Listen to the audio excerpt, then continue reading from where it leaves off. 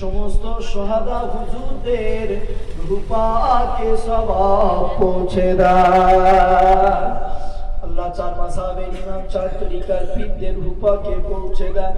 বড় পীর আব্দুল কাদের জিলানী হুজুরের রূপাকে সওয়াব পৌঁছে দেয়।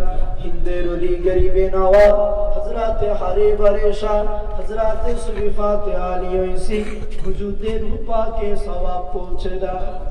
খাস করে জামানার মুজাদ্দিদ আবু বকর সিদ্দিক হুজুরের রূপাকে পৌঁছে দেয়।